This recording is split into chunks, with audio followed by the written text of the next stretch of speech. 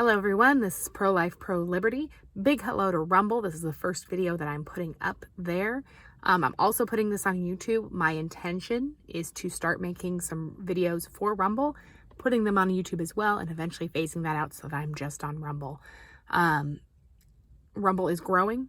I think that's awesome. And I also think that it's a better fit for what I'm going to be talking about. So just to jump right into it, it's been a long time, been maybe a year since I've made a video, probably more than that. And, but if you follow me on Tumblr, which most people watching this probably do, you know that I've been perfectly active. So no, I don't think anybody's wondering what happened to me. But if you haven't followed me on Tumblr, if you're not on Tumblr, I post a lot on there about everything from politics and finance to prepping to pro-life issues, obviously. Pro-life, pro-liberty is kind of my thing. So all of those things, you know, are part of my Tumblr and just memes and whatever else that I reblog on there. It's very much a variety show. But as far as videos, I would like to do more videos. I think I kind of got out of my depth as far as trying to have lots of lighting and camera, microphone, all this stuff. And so I'm going to stick with these where I'm just in my car. Obviously I'm parked. Just doing a quick video, no more than like 20 minutes probably, and getting it out to you guys. And I can probably do that a little bit more regularly than what I was doing when I was trying to do live streams and things like that. So we'll just stick with this for now and see how it goes. But since I've last made a video, there's been a lot going on, everything from the gradual, but, speeding up collapse of our economy, the trucker protest, the crackdown from Canada on that. So all of those things, kind of definitely ramping up. There's definitely a feeling of things are ramping up and things are getting worse. If you're somebody who's watching this and thinking about, okay, how do I prepare? How do I be ready for what's coming next? And I think there are some very important things that we all need to be doing right now that relate to that. And I think, all three of them are important. I think some are more important than others. So I kind of go from first to least importance, or not even, I hate to do it like that. But I guess as far as short-term to long-term, I think I'll say short-term to long-term instead of most to least importance. Like what's going to be immediately effective, or what do you need to do right now? What do you need to do soon? And what do you need to do eventually? I don't even know if it's going to go in that order. That's okay. The first thing that I'm going to tell everybody is to stock up on your supplies. So your food and water reserves. Get the freeze-dried food, get the canned food, get the things that last on the shelf, get the rice and beans, but also get stuff that your family will eat. Whatever that may look like, but the stuff that has long shelf life that your family will eat. That's extremely important. That's extremely important to do right now, because we're seeing, it's not even just about like a disaster. A lot of times we think about preparedness like for a hurricane or for grid down. I'm not even worried about necessarily those things right now. I'm worried about the kind of collapse of our economy, the supply chain disruption, supply chain shortages. Think about it this way. If you're able to get meat right now and store it away in a way that it lasts, whether you're canning it, freezing it, freeze drying it, whatever it is that allows it to last a long time, you are seriously, you're investing at this point, because the prices are only going to go up at this point. I don't see prices going down. Food and gas are going up. And what's interesting is when we look at the inflation number, they're telling us, oh, inflation is 7.5% or whatever it is. That's obviously false. That's obviously not the reality, because when they calculate inflation, they look at the CPI, the Consumer Price Index, and there's a basket of goods, a basket of things that people buy, that they're looking at whether that went up or down, or how much that went up. And they took food and gas out of that basket. They're not calculating food and gas into the inflation number. So I've seen estimates as high as 20% when you actually calculate food and gas into that inflation number. And what's so crazy about that is if you're trying to understand inflation, you need to know about elastic and inelastic goods. And if you're not familiar with those terms, you can look them up, but basic idea is elastic goods are things that you don't have to buy. And if the price goes up, you'll probably not buy them, right? These are luxury things. These are things that you want but don't need. Movie tickets, for instance. You don't need to go to the movies. You may choose not to go to the movies if it's expensive. And so while elastic goods can go up, and obviously movie ticket prices have gone up, they don't go up as fast as inelastic. Inelastic goods are things like food and gas, things that you have to get regardless of how much they cost. Now, you may find ways to save money, you may find ways to do more with less, you may reduce your consumption a little bit, but you can't eliminate, you can't stop buying food and gas. Those are the things that are most indicative of inflation because the price continues to go up as, buying power decreases and all of that, because people don't stop buying those things. And yet those are the things that have been taken out of the basket of goods when calculating inflation. So, I've seen those estimates as high as 20%, which it's not going to go down, especially gas prices. You look at that. Are gas prices going to go down this summer? No, they're not. They go up in the summer, and it's winter right now, and it's $3.22 here in Austin, Texas. The gas station closest to where I live, $3.22.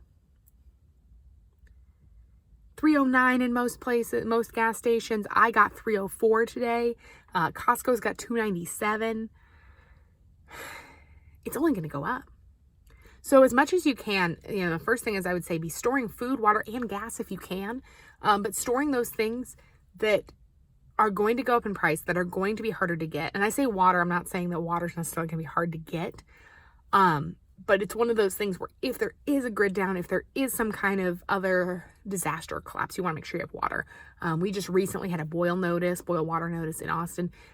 It turned out that there was nothing wrong with the water. But it was one of those, or something got set off and you have to test it, but it takes 24 hours to process tests and all this stuff. But I was really, really glad that I had water stored up. I had water stored up anyway.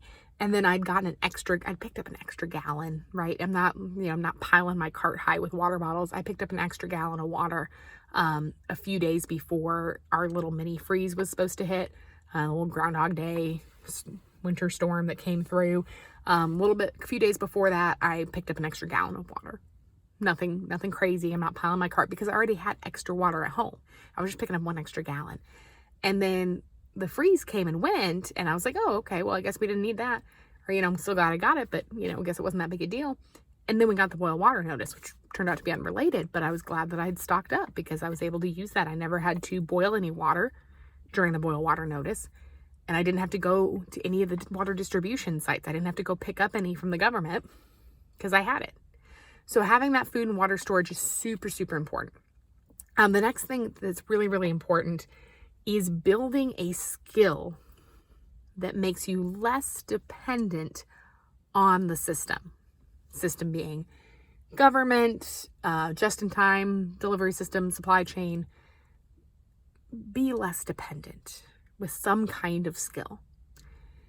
Whether that's learning how to make and mend your own clothes, whether that's growing a garden, whether that's learning how to fix your car, learn something that makes you a little bit less dependent. So that as things continue to deteriorate in our economy, you are not as impacted by those changes, and or you can barter those skills, right? Like if you're able to grow vegetables, not only can you grow some of your own food and reduce your cost there, but you may find that suddenly you have a lot of people who want to start learning these skills, and they may turn to you for help, and you may be able to, in some cases, trade for what you need, and help some people out as things continue to get worse. So stock up in your supplies, be stocked up on your food and your water and all of that stuff. Learn a skill that makes you less dependent. And then vote in the primaries. It is primary season, y'all. And here's the thing. I understand there's going to be a lot of you who are going to see this and go like, oh, don't tell me to vote.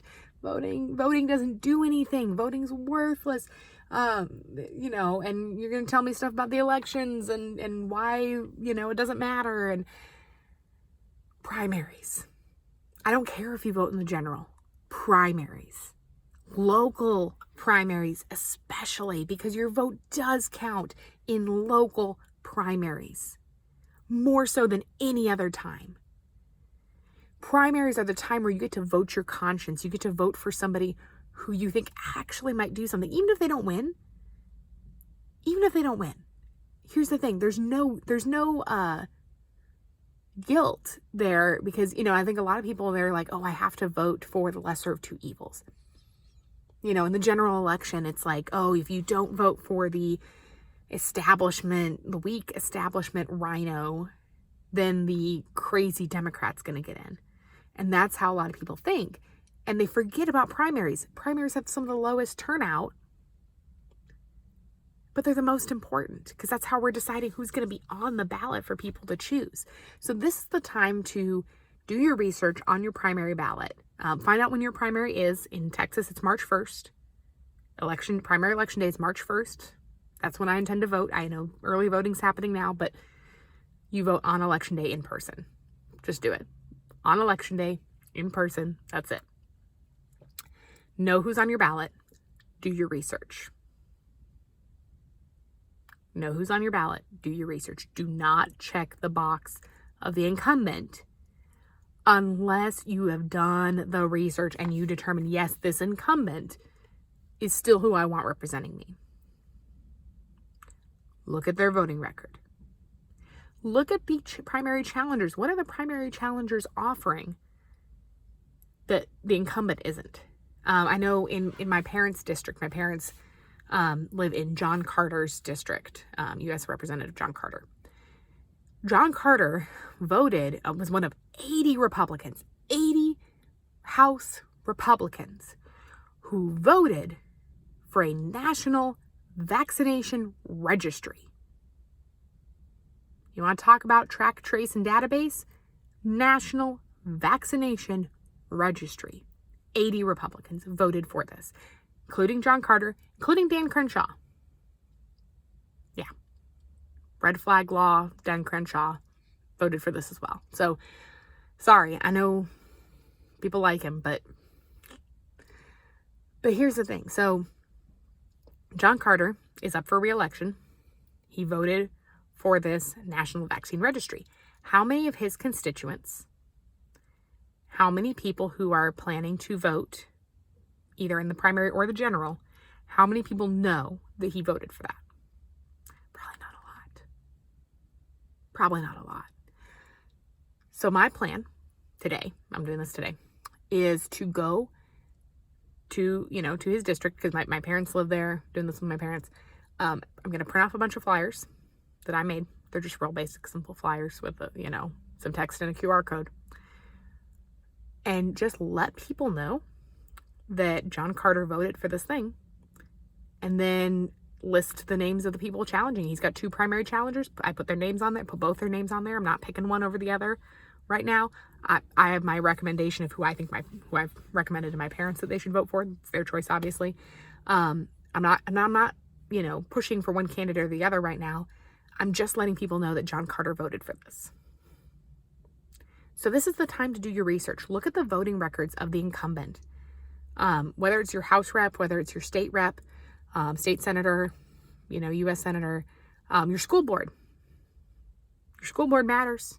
If you didn't think your school board mattered before 2020, your school board matters. Even if you don't have kids in school. I don't care if you have kids in school. Your school board matters. Pay attention to the school board.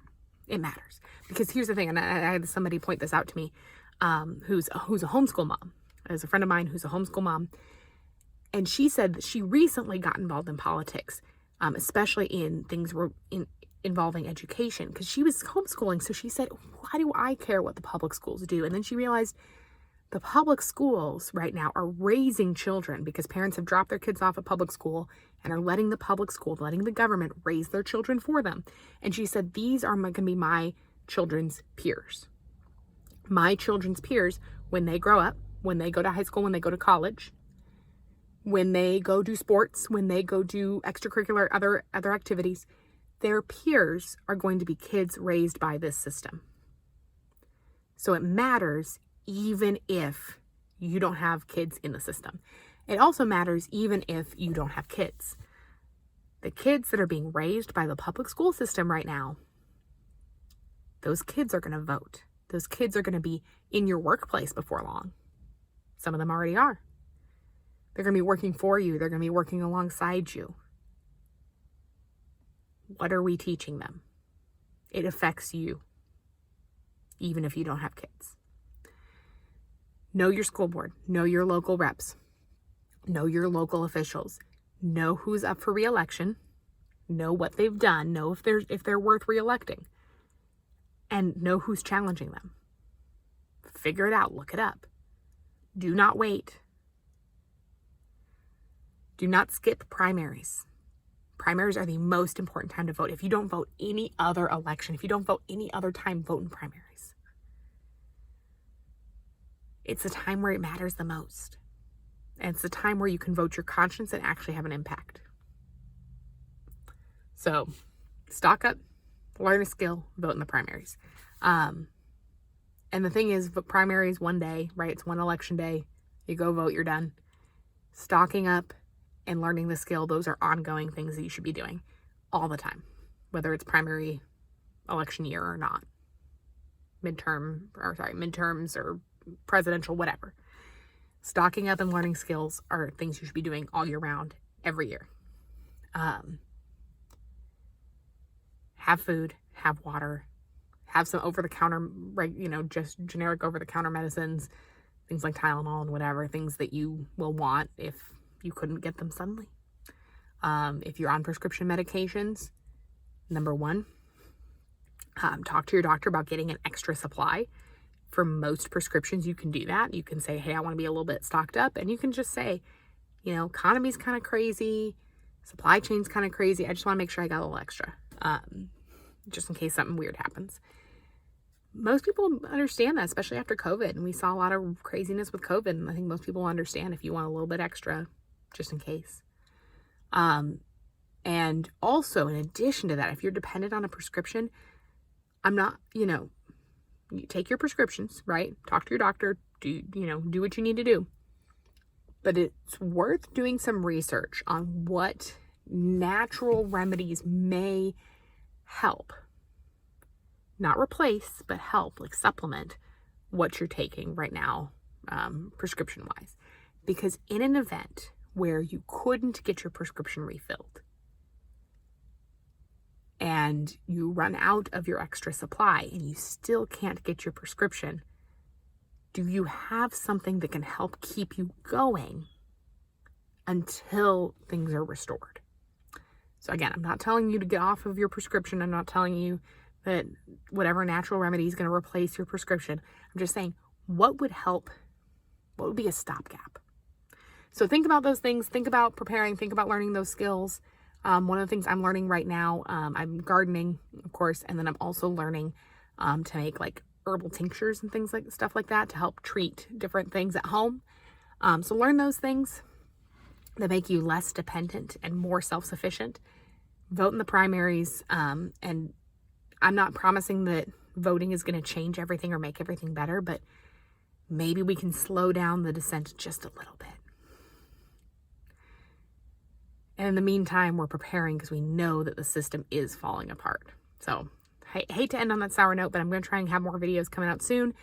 Just make sure that you are stocking up, that you are prepared, that you are paying attention. Don't wait for the disaster to hit and then run to the store. Stock up now. Be ready now. So thank you guys. Thanks for watching. Put comments below. Tell me what you want me to talk about next time. I'll try and do another video this week. We'll see how often I can do them. And y'all have a great day, and I'll see y'all soon.